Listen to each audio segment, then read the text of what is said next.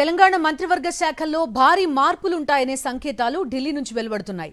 తెలంగాణ మంత్రుల శాఖల మార్పులపై పెద్ద ఎత్తున కసరత్తు కొనసాగుతోంది. 3 రోజులుగా ఢిల్లీలోనే ఉన్నారు సీఎం రేవంత్ రెడ్డి. పలువురు సీనియర్ మంత్రుల శాఖల మార్పులపై తర్జన భర్జనలు పడుతున్నారు. కొత్తగా ప్రమాణ స్వీకారం చేసిన మంత్రులకు శాఖల కేటాయింపుపై కసరత్తు కొనసాగుతోంది. డిప్యూటీ సీఎం భట్టి విక్రమార్క, మంత్రి ఉత్తమ్ కుమార్ రెడ్డి అభిప్రాయాలను కూడా అధిష్టానం తీసుకోనుంది. శాఖల కేటాయింపుకి సంబంధించి సీఎం ఢిల్లీ పర్యటన కొనసాగుతోంది. పూర్తి డీటెయిల్స్ అందిస్తారు మా కరెస్పాండెంట్ వెంకటేష్. ఢిల్లీ నుంచి జాయిన్ అవుతున్నారు. వెంకటేష్, చెప్పండి, సీఎం రేవంత్ రెడ్డి దగ్గర కూడా కొన్ని కీలక పోర్ట్ఫోలియోస్ ఉండిపోయిన పరిస్థితి. వాటి కేటాయింపుతో పాటుగా కొత్తగా మంత్రులకి శాఖల కేటాయింపు, ఎలాంటి నిర్ణయం ఉండే అవకాశాలు కనిపిస్తున్నాయి? అధిష్టానం చేస్తున్న సూచనలేంటి? మీ దగ్గరున్న వివరాలేంటి వెంకటేష్?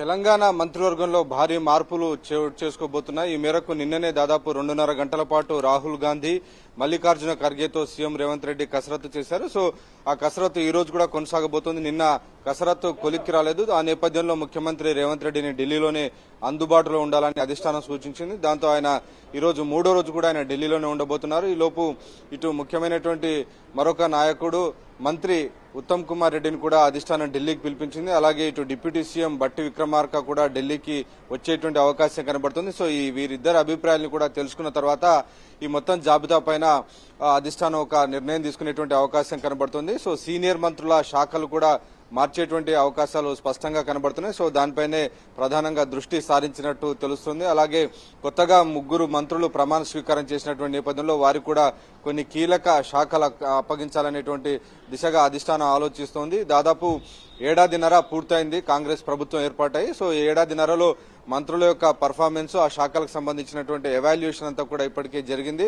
ఆ మేరకు ఒక నివేదికను కాంగ్రెస్ రాష్ట్ర వ్యవహారాల ఇన్ఛార్జ్ మీనాక్షి నటరాజన్ అధిష్టానానికి అందజేశారు. సో వాటన్నిటినీ పరిశీలించిన తర్వాత ఈ సుదీర్ఘమైనటువంటి కసరత్తు కొనసాగుతోంది. నిన్న కాంగ్రెస్ పార్టీ ప్రధాన కార్యాలయం ఇందిరాభవన్ లో ముఖ్యమంత్రితో దాదాపు 2.5 గంటల పాటు రాహుల్ గాంధీ, మల్లికార్జున ఖర్గే కూర్చొని దీనిపైన పూర్తిగా కసరత్తు చేశారు. సో ఆ కసరత్తు ఈ రోజు కూడా కొనసాగబోతుంది. ఏ శాఖలు మారబోతున్నాయన్న దానిపైన రకరకాల ప్రచారం అయితే కొనసాగుతుంది. సో ప్రస్తుతం ఉన్నటువంటి డిప్యూటీ సీఎం మల్లు భట్టి విక్రమార్కకు ఆర్థిక శాఖ నుంచి తప్పించి వేరే శాఖ కేటాయిస్తారనేటువంటి ఒక ప్రచారం జరుగుతుంది. అలాగే మంత్రి ఉత్తమ్ కుమార్ రెడ్డి వద్ద ఉన్నటువంటి నీటిపారుదల శాఖ స్థానంలో ఆయనకు వ్యవసాయ శాఖ అప్పగించేటువంటి అవకాశం ఉందని ప్రచారం జరుగుతున్నటువంటి పరిస్థితి. సో ఇది ఇద్దరు మంత్రులకు సంబంధించినటువంటి శాఖల మార్పులపైన అధిష్టానం కొంత తర్జన భర్జన కొనసాగిస్తుంది. ప్రస్తుతం కొత్తగా మంత్రులుగా ప్రమాణ స్వీకారం చేసినటువంటి వివేక్ విద్యాశాఖ లేదంటే మున్సిపల్ శాఖ అప్పగించేటువంటి అవకాశాలు కనబడుతున్నాయి. అలాగే అడ్లూరి లక్ష్మణ్ కు కార్మిక శాఖ అప్పగిస్తారని,